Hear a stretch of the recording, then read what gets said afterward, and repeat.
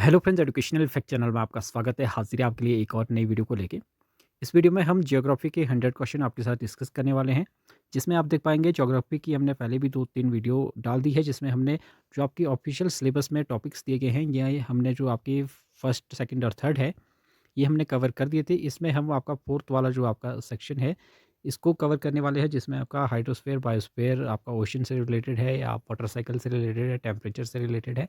ये सारे क्वेश्चन जो है वो हम 100 क्वेश्चन आपके साथ डिस्कस इस वीडियो में करने वाले हैं। तो फटाफट से वीडियो को स्टार्ट करते हैं। अगर आपने पिछली वीडियोज़ नहीं देखी हैं, चाहे वो आपकी ज्योग्राफी की है, हिस्ट्री की है, पॉलिटी की है या फिर आपकी इकोनॉमिक्स की है, तो आप प्लेलिस्ट में जाके इस वीडियो के डिस्क्रिप्शन बॉक्स में भी आपको वीडियो के लिंक्स मिल जाएँगे, प्लेलिस्ट के लिंक मिल जाएगी, वहाँ से जाके आप अदर वीडियो को देख सकते हैं। सभी वीडियोज़ जो है वो आपके टीजीटी, जेबीटी कमीशन के लिए काफ़ी इंपॉर्टेंट रहने वाली है। सभी में आपके साथ 50-100 क्वेश्चन जो है वो एमसीक्यू के डिस्कस किए गए हैं, काफ़ी हेल्प करेंगे जो आपके एग्ज़ाम में। तो चलिए फटाफट से स्टार्ट करते हैं। पहले यहाँ पे जलमंडल और आपके जो प्रमुख महासागर है, उससे रिलेटेड कुछ क्वेश्चंस हैं। जैसे पृथ्वी पर उपलब्ध कुल जल का कितना प्रतिशत जो है वो मीठा जल है, यानी कि या इसे फ्रेश वाटर आप कह सकते हैं। जो आपका फ्रेश वाटर है उसे मीठे जल से जो है वो जाना जाता है। तो 2.8% जो है ओनली आपका मीठा जल है, फ्रेश वाटर है आपका। ऑप्शन बी राइट आंसर जो है वो हो जाएगा। मीठे जल का अधिकांश भाग जो है वो किस रूप में पाया जाता है? तो ये आपका हिम टोपियों और ग्लेशियरों के रूप में। तो मीठा जल जो है वो अधिकांश वो आपका आइस कैप्स एंड ग्लेशियर के रूप में जो है वो पाया जाता है। ऑप्शन सी आपका राइट आंसर जो है वो हो जाएगा। क्षेत्रफल की दृष्टि से सबसे बड़ा और सबसे गहरा महासागर जो है वो कौन-सा है? तो सबसे बड़ा और सबसे जो गहरा महासागर है आपका, वो आपका प्रशांत महासागर या पैसिफिक ओशन जिसे कहते हैं। ऑप्शन सी आपका राइट आंसर हो जाएगा। नेक्स्ट क्वेश्चन है, आकार भी इसके कई बार वो पूछ ली जाते हैं, तो जो एस आकार का जो महासागर है वो कौन-सा है आपका? तो ये आपका जो अटलांटिक महासागर है। ऑप्शन बी आपका राइट आंसर जो है वो हो जाएगा। इसका आकार जो है वो एस आकार का है। मैरियाना गर्त जो है ये काफ़ी बार क्वेश्चन आता है कि किस महासागर में स्थित है? तो ये आपका प्रशांत महासागर में है। तो ये ऑप्शन, इसमें आपका ऑप्शन सी राइट आंसर जो है वो हो जाएगा। वह कौन-सा महासागर है जो एक ओर एशिया, दूसरी ओर अफ्रीका और नीचे जो है वो ऑस्ट्रेलिया से घिरा हुआ है? तो ये आपका अपना हिंद महासागर है। ऑप्शन सी राइट आंसर जो है वो हो जाएगा। विश्व की सबसे लंबी मध्य महासागरीय रिज किस महासागर में पाई जाती है? तो ये आपकी पाई जाती है अटलांटिक महासागर में। ऑप्शन बी इसमें आपका राइट आंसर जो है वो हो जाएगा। फिर आपका है महाद्वीपीय शेल्फ की औसत गहराई लगभग कितनी होती है? तो ये आपकी 200 मीटर है। ऑप्शन बी इसमें भी आपका राइट आंसर जो है वो हो जाएगा। आर्कटिक महासागर किस महासागर से बेरिंग यानी जल डमरू मध्य द्वारा जुड़ा हुआ है? यानी जो आपका अटलांटिक महासागर है वो आपका किस महासागर से बेरिंग स्ट्रेट से जुड़ा हुआ है? तो ये आपका प्रशांत महासागर से है। ऑप्शन बी राइट आंसर जो है वो हो जाएगा। फिर आपका वह क्षेत्र जहाँ ठंडी और गर्म हवाएं मिलती हैं प्रायः किस घटना से जुड़ा होता है? तो ये आपका सघन कोहरा। ऑप्शन बी आपका इसमें राइट आंसर जो है वो हो जाएगा। वाटर साइकिल से रिलेटेड कुछ क्वेश्चंस है। जल चक्र की वह प्रक्रिया जिसमें द्रव जल वाष्प में परिवर्तित होता है क्या कहलाता है? तो वो आपका वाष्पीकरण कहलाता है। ऑप्शन बी आपका राइट आंसर जो है वो हो जाएगा। वायुमंडल में जल वाष्प का जल की बूंदों में बदलना जो है वो क्या कहलाता है? ये आपका संघनन कहलाता है। ऑप्शन बी इसमें आपका राइट आंसर हो जाएगा। नेक्स्ट है, पौधे पत्तियों के माध्यम से वायुमंडल में जल वाष्प उत्सर्जित करते हैं, यह प्रक्रिया जो है वो क्या कहलाती है? ये भी आपका वाष्पोत्सर्जन जो है वो कहलाती है। ऑप्शन सी राइट आंसर जो है वो हो जाएगा। फिर आपका है जल चक्र में वर्षण का रूप क्या हो सकता है? तो इसमें से जो वर्षा है, हिमपात है, ओला है, ये सभी आपके वर्षण के ही जो है वो रूप है। ऑप्शन डी इसमें आपका राइट आंसर जो है वो हो जाएगा, उपरोक्त सभी। जब वर्षा का जल ज़मीन पर बहकर नदियों और अंततः महासागर पर पहुँचता है तो यह क्या कहलाता है? तो ये आपका अपवाह जो है कहलाता है। ऑप्शन बी इसमें आपका राइट आंसर जो है वो हो जाएगा। फिर आपका है जल चक्र को ऊर्जा कहाँ से मिलती है? तो सूर्य से जो है वो ऊर्जा मिलती है। यहाँ सबसे बड़ा जो अच्छा स्रोत है सूर्य ही है ऊर्जा का। जल चक्र में बादल निर्माण किस प्रक्रिया का परिणाम है? तो ये आपका संघनन का ही है। तो ऑप्शन बी इसमें आपका राइट आंसर हो जाएगा। वह प्रक्रिया जिसके द्वारा जल भूमि के नीचे चला जाता है और भूमिगत जल बन जाता है, तो ये आपका क्या कहलाता है? ये आपका अंतःस्वयंदन जो है वो कहलाता है। इन्फिल्ट्रेशन जिसे कह सकते हैं। नेक्स्ट है, क्या जल चक्र में जल की कुल मात्रा बदलती है? तो ये आपका नहीं, यह जो है वो स्थिर रहती है। ऑप्शन सी इसमें आपका राइट आंसर जो हो जाएगा। जल चक्र में जो है वो जल की मात्रा स्थिर रहती है। जल चक्र को और किस नाम से जो है वो जाना जाता है? तो इसको आप कह सकते हैं हाइड्रोलॉजिकल चक्र। ऑप्शन बी आपका राइट आंसर हो जाएगा, हाइड्रोलॉजिकल साइकिल। फिर आपका है तापमान और लवणता से संबंधित, तो यहाँ पे आप देख पाएंगे कि महासागरीय जल के तापमान वितरण को प्रभावित करने वाला सबसे महत्वपूर्ण कारक क्या है? तो ये आपका अक्षांश है, लैटीट्यूड आप कह सकते हैं। ऑप्शन ए इसमें आपका राइट आंसर जो है वो हो जाएगा। ये आपका सबसे ज़्यादा तापमान वितरण को प्रभावित करता है महासागरीय जल के। फिर आपका है महासागरों में जल का तापमान किस गहराई तक तेज़ी से बढ़ता है घटता है सॉरी, तो ये आपका 100 से 1000 मीटर थर्मोक्लाइन क्षेत्र यानी कि ऑप्शन सी आपका राइट आंसर जो है वो हो जाएगा। फिर आपका है महासागरीय जल में लवणता का मुख्य कारण क्या है? तो ये आपका नदियों द्वारा लाया गया जो नमक है, ये इसका जो है वो महासागरीय जल में लवणता का मुख्य कारण जो है वो है। फिर आपका है महासागरीय जल में लवणता को प्रति हज़ार भाग में मापा जाता है। महासागरीय जल की औसत लवणता कितनी होती है? तो ये आपकी 35 पीपीटी होती है। ऑप्शन सी आपका राइट आंसर जो है वो हो जाएगा। उच्च वाष्पीकरण और कम वर्षा वाले क्षेत्रों में लवणता का क्या प्रभाव पड़ता है? तो ये आपका लवणता बढ़ती है। ऑप्शन बी इसमें राइट आंसर जो है वो हो जाएगा। विश्व में सर्वाधिक लवणता किस निकाय में पाई जाती है? तो ये आपका मृत सागर में। ऑप्शन बी आपका इसमें राइट आंसर जो हो जाएगा, डेड सी जिसे कहते हैं। भूमध्य रेखा के पास वाष्पीकरण अधिक होने के बावजूद लवणता मध्यम क्यों होती है? तो इसका कारण है कि उच्च वर्षा के कारण जो है वो यहाँ पे लवणता मध्यम है। फिर आपका है महासागरीय तापमान को मापने के लिए किस उपकरण का उपयोग जो है वो किया जाता है? तो इसके लिए थर्मामीटर का जो है वो प्रयोग होता है। ऑप्शन बी आपका राइट आंसर हो जाएगा। उच्च अक्षांशों पर महासागरीय तापमान कैसा होता है? तो इसमें बहुत कम होता है। ऑप्शन सी आपका राइट आंसर हो जाएगा। लवणता कम होने पर महासागरीय जल के घनत्व पर क्या प्रभाव जो है वो पड़ता है? तो ये घनत्व जो है वो घटता है। ऑप्शन बी आपका राइट आंसर जो है वो हो जाएगा। फिर आपका है महासागरीय ज्वार और धाराओं से रिलेटेड कि ज्वार भाटा की उत्पत्ति का मुख्य कारण क्या है? तो चंद्रमा और सूर्य का गुरुत्वाकर्षण बल जो है वो ज्वार भाटा की उत्पत्ति का मुख्य कारण है।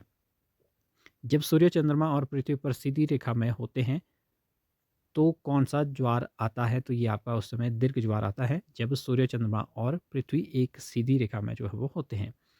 महासागरीय धाराएं किस प्रकार की गति करती हैं? तो ये आपकी केवल क्षैतिज रूप से जो है वो ऑप्शन ए आपका इसमें राइट आंसर जो है वो हो जाएगा। फिर आपका है गल्फ स्ट्रीम किस महासागर की गर्म धारा है? तो ये आपकी अटलांटिक महासागर की है। धाराएं कई बार से पूछ ली जाती है, तो ये आपने याद रखना है गल्फ स्ट्रीम।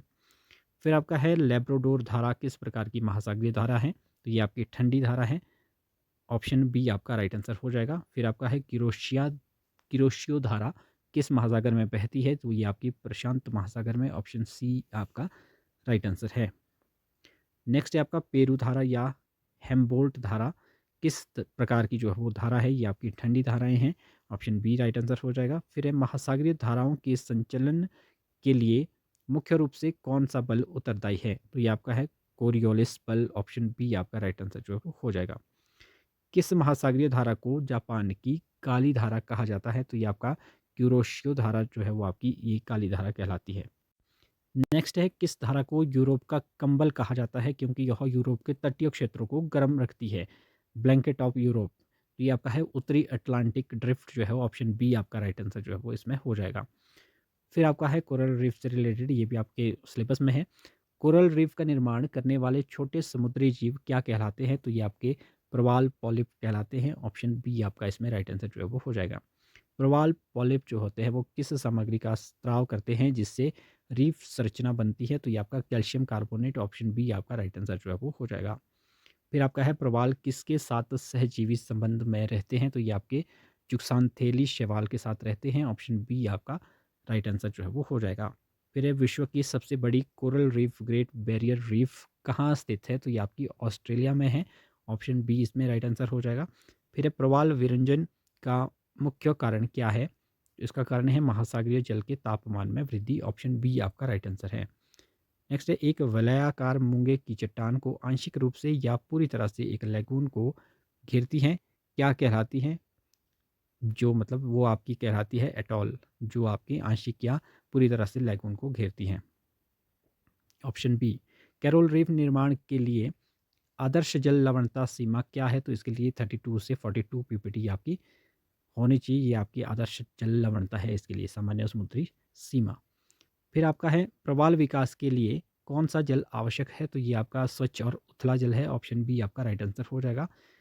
बैरियर रीफ और तट के बीच के जल निकाय को क्या कहा जाता है? लेगून उसे कहते हैं। नेक्स्ट क्वेश्चन है प्रवाल भित्तियों को क्या कहा जाता है? तो इसको महासागर का वर्षावन जो है वो कहते हैं? ऑप्शन बी आपका राइट आंसर जो है वो हो जाएगा। फिर यहाँ पे बायोस्फीयर से कुछ क्वेश्चंस है, जीव मंडल में शामिल है, तो जीव मंडल में क्या शामिल है?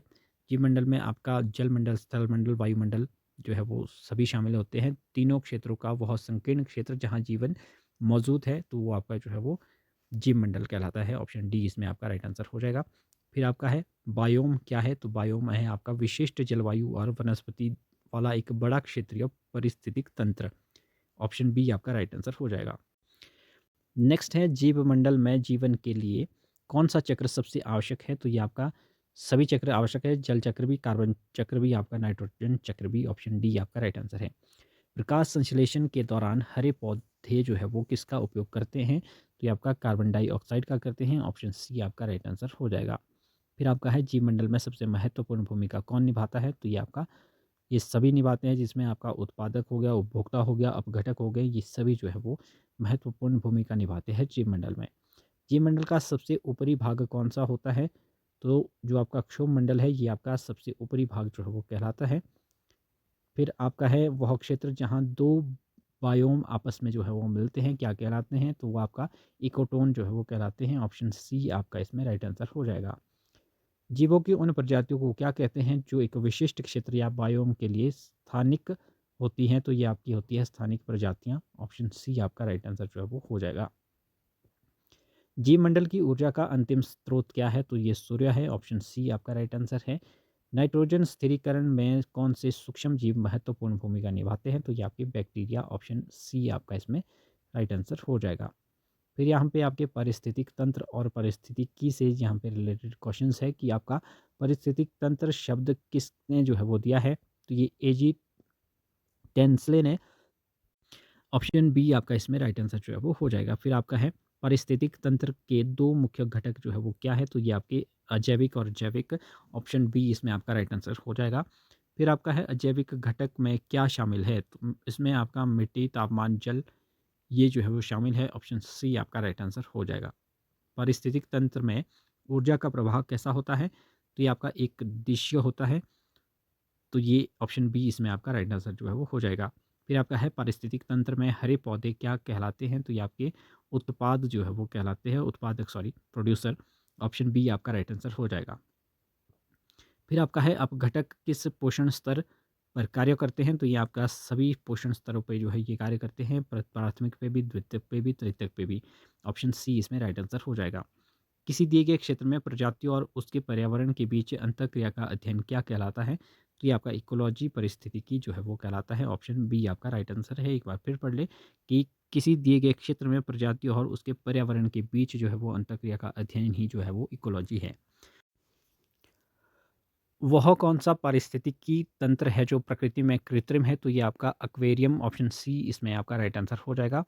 किसी प्रजाति के पारिस्थितिकी तंत्र में उसकी कार्यात्मक भूमिका को क्या कहते हैं? तो इसको आपका पारिस्थितिक निकेत जो है वो, ऑप्शन बी आपका राइट आंसर जो है वो हो जाएगा।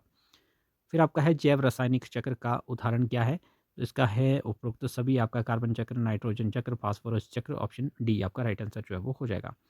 फिर यहाँ पे फूड चेन और आपका फूड वेब से रिलेटेड है कि आपका घास, हिरण, शेर इस खाद्य श्रृंखला में हिरण किस पोषण स्तर पर है? तो ये आपका जो यहाँ पे पूछा है हिरण का, तो हिरण आपकी है प्राथमिक उपभोक्ता। ऑप्शन बी आपका राइट आंसर जो है वो हो जाएगा। फिर आपका है खाद्य श्रृंखला में द्वितीयक उपभोक्ता सामान्यतः क्या होते हैं? तो ये आपके मांसाहारी होते हैं। ऑप्शन बी आपका राइट आंसर जो है वो हो जाएगा। एक पारिस्थितिकी तंत्र में विभिन्न खाद्य श्रृंखलाओं के अंतः संबंध को जो है वो क्या कहते हैं? इंटरकनेक्शन को।